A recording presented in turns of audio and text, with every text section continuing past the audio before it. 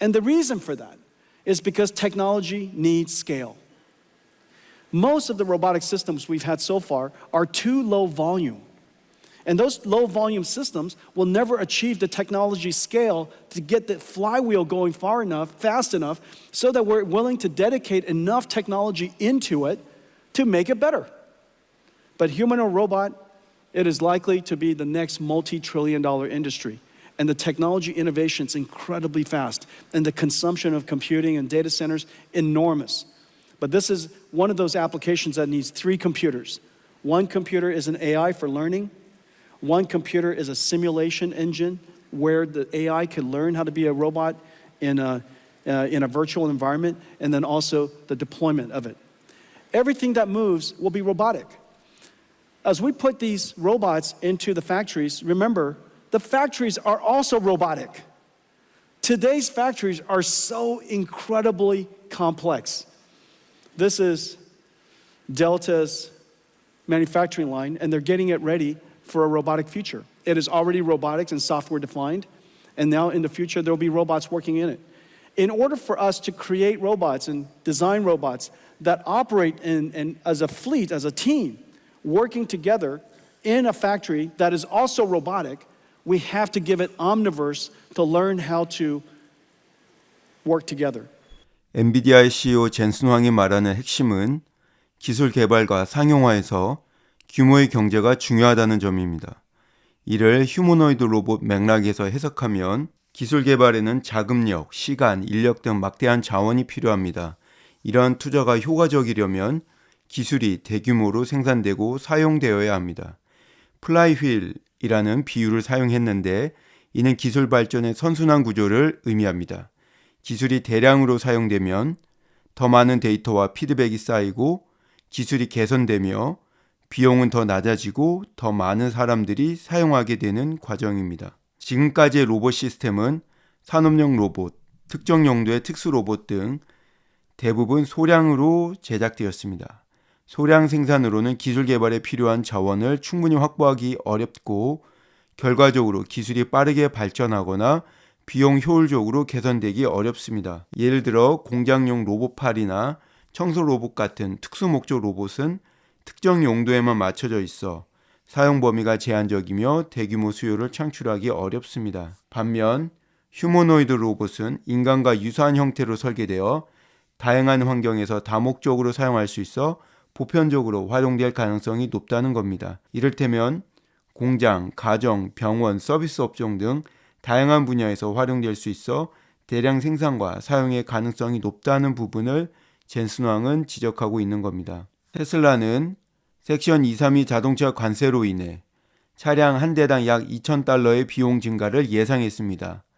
이 관세는 USMCA 인증 부품에도 적용되며 테슬라의 85% USMCA 준수율에도 불구하고 비북미 부품과 캐나다 및 멕시코산 부품에 영향을 미칩니다. 다만 오프셋 정책으로 27년 4월 30일까지 섹션 232 관세 부담의 50에서 75%가 상쇄될 것으로 예상됩니다. 테슬라의 지역화 전략은 관세 영향을 줄이지만 완전한 면제는 어렵습니다. 이는 소비자 가격 상승과 자동차 산업 전반에 영향을 미칠 것으로 보입니다. 관세 관련 부문을 자세히 살펴보겠습니다. CFO 바이바브의 발언으로 계속 이어가겠습니다. 앞서 논의했듯이 우리의 영업비용은 2개분기 연속 증가했는데 이는 주로 옵티머스를 포함한 우리의 AI 관련 프로그램과 사이버캡, 세마이트럭, 더 저렴한 모델들을 포함한 차량 프로그램의 개발 원가 등에 기인했습니다. 이러한 비용은 연구개발 비용으로 계상됩니다. 우린 현재의 환경에도 이러한 부분들에 대한 투자를 지속하는 것이 장기적인 성공을 위해서 올바른 전략이라 믿고 있습니다. 이러한 투자 비용의 증가는 리퍼럴 프로그램의 변화로 인한 일반 판관비의 감소로 인해 상쇄되었습니다. 최근 1년간의 테슬라 리퍼럴 프로그램 변화에 대해 잠시 살펴보겠습니다.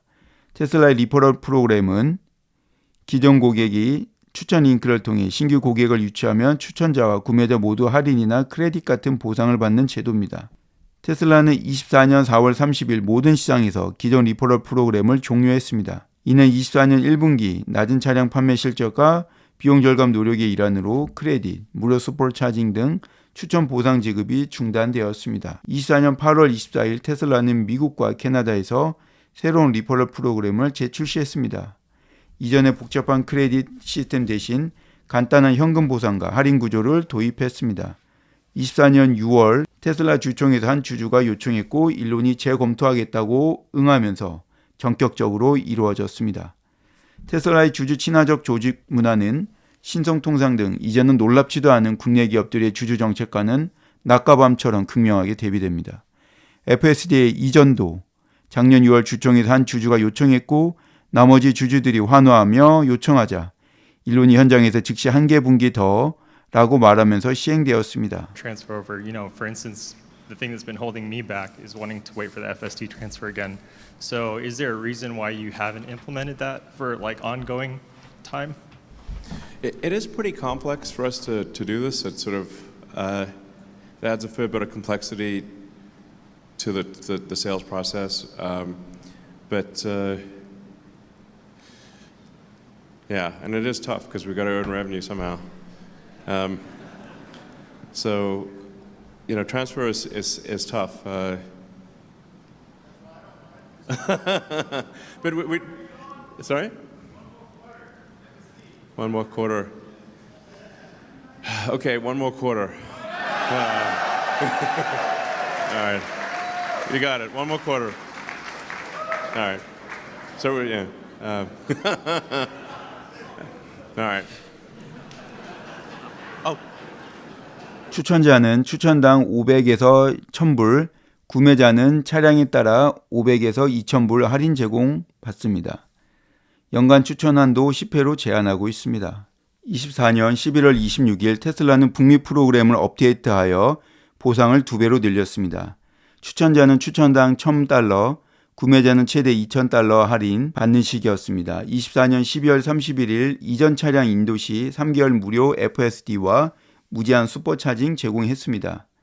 추천자는 테슬라 이벤트 초대 기회 획득 가능합니다. 이 변경은 연말 판촉과 4분기 실적 강화를 목표로 했습니다. 25년 초 테슬라는 리퍼럴 프로그램을 유지하며 일부 조정을 진행했습니다. 미국에선 모델3 추천 할인이 최대 2,500불로 증가했고 캐나다는 모델3는 추천 보상에서 제외했습니다. 모델 Y 런치 에디션은 리퍼럴 프로그램에서 제외했습니다. 25년 4월 기준 리퍼럴 프로그램은 미국과 캐나다에서 계속 운영 중이며 다른 지역은 별도 프로그램이 없거나 제한적입니다. 테슬라의 리퍼럴 프로그램은 종료되지 않고 미국과 캐나다에서 운영 중입니다. 추천자는 최대 $1000, 구매자는 최대 $2000 할인 혜택 제공하고 있습니다. 모델 S, X, 3Y, 사이버트럭 등에 적용되고 있고 테슬라 앱을 통해 추천 링크 공유 및 보상을 관리하며 운영하고 있습니다. 기타 수익 부분은 전기 대비 크게 감소했습니다. 이는 4분기 이익 대비 1분기에 비트코인의 가격 하락으로 인한 4억 7,200만 불의 평가 손실에 주로 기인합니다. 나머지는 환율 변동입니다. 비트코인에 대해 시가로 가치 평가하는 회계 기준 채택 변경으로 인해 기존의 변동성을 넘어 기타 수익 부문의 변동이 더 증가할 것으로 예상됩니다. 관세는 가장 핫한 주제이며 이는 우리 비즈니스에 다양한 영향을 미칩니다. 자동차 사업 부분에서 우리는 수년간 공급망의 지역화 작업을 해왔습니다. 구체적으로 미국에서 모델 Y는 카다컴의 미국산 자동차 지수에서 3년 연속으로 가장 높은 수준의 아메리칸 메이드 차량으로 평가받고 있습니다. 이는 부분적으로 수년간 테슬라 팀의 모든 작업의 결과입니다. 미국에서 테슬라 차량 라인업을 본다면 대략적으로 가중평균 기준 약 85%가 USMCA 규정을 충족합니다.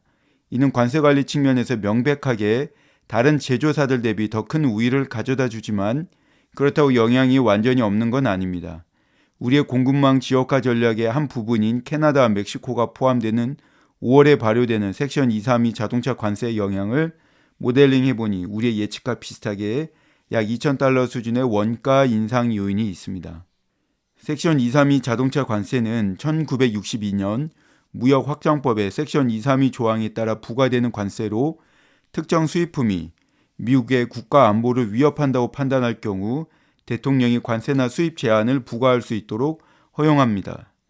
트럼프 대통령 1기 때인 지난 2019년 2월 17일 상무부는 자동차 및 자동차 부품의 수입이 미국의 국가 안보를 위협한다고 결론지은 보고서를 발표했습니다. 이 보고서는 과도한 수입이 미국 자동차 산업의 국내 생산과 R&D 투자를 저해한다 지적했습니다. 25년 3월 26일 트럼프 대통령은 이 보고서를 근거로 모든 수입 자동차 및 특정 부품에 25% 관세를 부과하는 행정명령을 발표했습니다. 완성차 관세는 25년 4월 3일부터 시행되었습니다. 부품 관세 역시 25년 5월 3일부터 시행되었습니다. 단 USMCA 인증 부품은 상무부가 비미국산 부품에 대한 관세 부과 절차를 마련할 25년 6월 24일까지 한시적으로 면제할 것으로 밝혔습니다. 섹션 232 자동차 부품 관세가 5월 3일부터 발효되면 다음 같은 영향이 예상됩니다. 웨드부시 증권은 25년 3월 31일 추정에 따르면 일반적인 차량 가격이 5천에서 1만 불 상승할 수 있고 현재 미국 내 평균 신차 가격은 약 4만 8천 불 수준으로 관세가 전가되면 소비자 부담이 커질 것으로 봤습니다. 자동차 분석가 멜류 역시 미국산 차량에서도 수입 부품의 개수 비중이 40에서 80%, 차량 판매가 대비로는 20에서 40%가 수입 부품으로 구성되어 있어 미국에서 조립된 차량도 가격 상승을 피하기 어렵다고 언급했습니다. 예를 들어 BMW와 메르세데스는 독일에서 엔진과 변속기를 수입해 사우스캐롤라이나와 엘라베마에서 SUV 조립하는 데 부품 관세로 인해 생산 비용의 증가가 예상됩니다. 차량 가격 상승으로 신차 구매 수요가 감소할 가능성이 높습니다. 콕스 오토모티브는 관세로 인해 신차 평균 가격이 5만 불을 넘으면 소비자들이 중고차로 전환할 가능성이 높다 전망했습니다. 중고차 가격도 2%대 상승할 것으로 예상됩니다. 인슈리파이 추정에 따르면 부품가 상승으로 인해 자동차 보험료가 19% 증가할 수 있다 밝혔습니다. 테슬라는 85% USMCA 준수율로 타 제조사보다 유리한 위치에 있지만 금액 기준 약 25%의 부품을 해외에서 수입합니다. 일론은 지난 3월 27일 X에 부품 가격에 상당한 영향을 미칠 것이라고 언급했고 워닝콜에서 언급된 약 2,000달러의 비용 증가는 차량 한 대당 예상되는 추가 비용으로 이는 테슬라의 예측과 일치합니다. 25년 3월 26일 트럼프 대통령의 행정명령에 따라 모든 수입 완성차의 25% 관세가 4월 3일부터 시행되었습니다. 이 관세는 현재까지 유지되고 있으며 유예나 철회된 기록은 없습니다. 트럼프는 이 관세를 영구적으로 유지할 의사를 밝혔습니다. 25년 5월 3일부터 25% 관세가 부품에 부과되기 시작했습니다. 4월 24일 파이낸셜 타임스 보도에서 제기된 완전 면제는 실행되지 않았습니다. USMCA 인증 부품은 25년 6월 24일까지 한시적 면제되며 비미국산 콘텐츠의 부분 관세 부과가 예상됩니다. 트럼프 대통령은 25년 4월 2일 해방의 날로 명명하며 상호 관세를 발표했습니다. 이 상호 관세는 미국의 무역 적자를 초래하는 국가들에 대해 높은 관세를 부과하는 것으로 EU 20%, 일본 24%, 한국 25%, 중국 34% 등이 포함되었습니다. 당시 이 발표로 글로벌 무역 긴장 극에 달했고 주요 주식시장 급락하는 등 경제적 불확실성이 커졌습니다. 4월 9일 상호 관세 유예 및 10% 일반 관세로 변경 발표했습니다.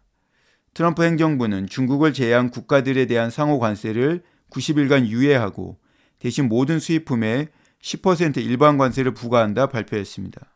이는 수십 개 국가와의 협상 과정에서 무역 제한, 에너지 협정, 통화 관행에 대한 타협을 모색하기 위한 전략으로 보입니다.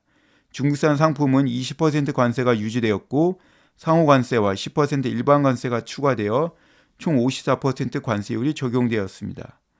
USMCA 인증 상품은 이번 10% 일반 관세에서도 면제되었습니다. 섹션 232 자동차 관세는 상호 관세 및 10% 일반 관세와 별개로 부과되는 조치입니다. 섹션 232 관세는 10% 일반 관세 및 상호 관세와 중첩되지 않도록 설계되었습니다. 상호 관세의 유예와 별도로 섹션 232 자동차 관세는 계속 시행되고 있습니다.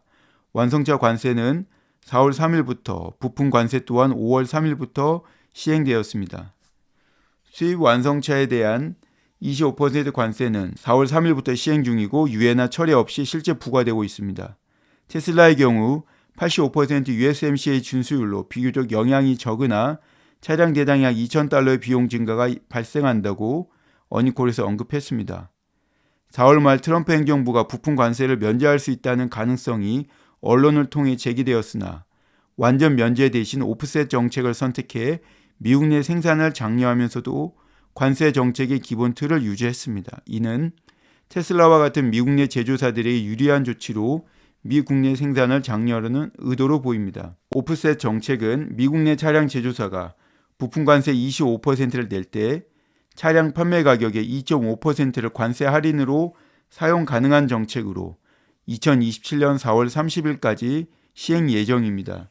모델 Y 롱레인지 AWD의 경우 텍스 크레딧 차감 전 판매 가격 49,000달러의 2.5%에 해당하는 1,225불을 부품 관세 25%로 인한 2,000달러에서 차감 시 실제 부담은 775불 수준으로 약 60% 부담이 완화되는 조치입니다.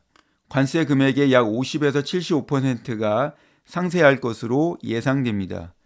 미국 내 조립 제조사만 해당되며 미국 공장 없는 제조사는 25% 부품 관세 전액 부담해야 합니다. 이러한 맥락을 염두에 두고 바이브하브 CFO의 발언을 다시 한번 체크해 보겠습니다. 바이브하브 CFO는 1분기 어닝콜에서 다음과 같이 말한 겁니다. 특별한 변동이 없을 경우 25년 5월 섹션 232 자동차 관세가 발효되며 여기에는 캐나다와 멕시코도 포함됩니다. 캐나다와 멕시코는 테슬라의 지역화 전략의 일부였습니다. 이 관세 영향을 모델링한 결과 차량 한 대당 약 $2,000의 비용 증가가 예상되며 이는 테슬라의 자체 예측과 거의 일치한다 발언한 겁니다. 이 발언의 핵심은 캐나다와 멕시코가 테슬라의 공급망에서 중요한 역할을 하지만 섹션 232 관세가 적용되면 추가 비용이 발생한다는 점입니다. USMCA 미국, 멕시코, 캐나다 협정은 2020년 발효된 북미 자유무역 협정으로 캐나다와 멕시코산 상품에 대해 특정 조건을 충족하면 관세 혜택을 제공합니다. USMCA 인증을 받으려면 차량의 75% 이상이 미국, 캐나다, 멕시코, 북미에서 생산되어야 합니다. 또한 핵심 부품의 70% 이상이 북미에서 생산되어야 합니다. 조건을 충족하면 완성차는 무관세로 미국에 수입됩니다. 조건을 충족하지 못한 비북미 콘텐츠에 대해서만 2.5% 이하 낮은 관세가 부과됩니다. 부품도 USMCA 인증을 받으면 무관세로 거래됩니다. 인증되지 않은 비북미 콘텐츠 부품은 일반적으로 2.5% 이하의 관세가 적용됩니다. USMCA 인증 절차를 거치면 캐나다와 멕시코산 부품을 사용해도 관세 부담이 거의 없습니다. 그러나 섹션 232 자동차 관세는 방금 언급했던 USMCA와는 별개로 부과되는 관세입니다. USMCA 인증을 받아 무관세 혜택을 받는 캐나다와 멕시코산 부품이라도 섹션 232 관세가 부과되면 추가로 25% 관세를 내야 됩니다. 단, USMCA 인증 부품은 상무부가 비미국산 콘텐츠에 대한 관세 부과 절차를 마련할 때까지 면제됩니다. 이 절차는 25년 6월 24일까지 완료될 예정입니다. 테슬라는 북미 내 생산을 확대해 관세 영향을 최소화하려고 노력해왔습니다. 캐나다와 멕시코는 USMCA 협정 덕분에 관세 부담이 적은 지역으로 테슬라의 공급망에서 중요한 역할을 합니다. 예를 들어 모델 Y는 미국 텍사스와 캘리포니아에서 조립되지만 일부 부품은 캐나다와 멕시코에서 공급받습니다. 85% USMCA 준수율은 테슬라 차량의 85%가 북미에서 생산되어 무관세 혜택을 받을 수 있다는 뜻입니다.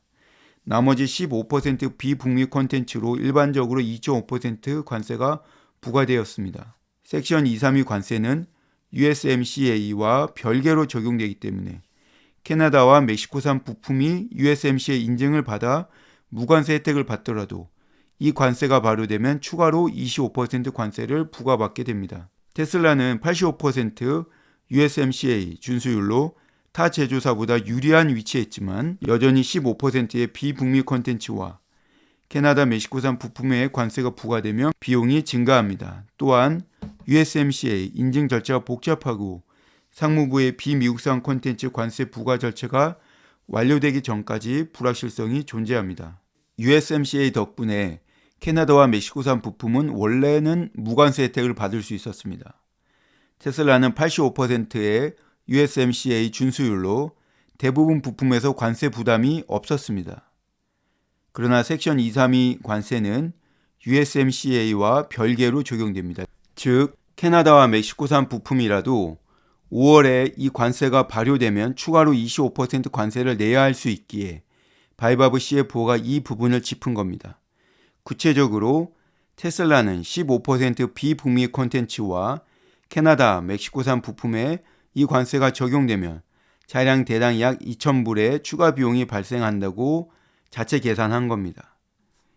바이바브 CFO가 걱정하는 이유는 USMCA로 캐나다와 멕시코산 부품이 무관세 혜택을 받을 수 있더라도 섹션 232 관세가 별도로 적용되어 추가 비용이 발생하기 때문입니다. 테슬라는 85% USMCA 준수율로 타 제조사보다 유리하지만 15% 비북미 부품과 캐나다, 멕시코산 부품에 관세가 부과되면 차량 한 대당 약 $2,000의 비용이 증가한다고 예측한 겁니다. 다만 오프셋 정책 도입으로 27년 4월 30일까지 차량 판매 가격의 2.5%에 해당하는 금액만큼 25% 부품 관세 금액에서 차감되어 미국에 제조하는 차량의 경우 관세 부담의 50에서 75% 수준이 상쇄될 것으로 예상되고 있습니다.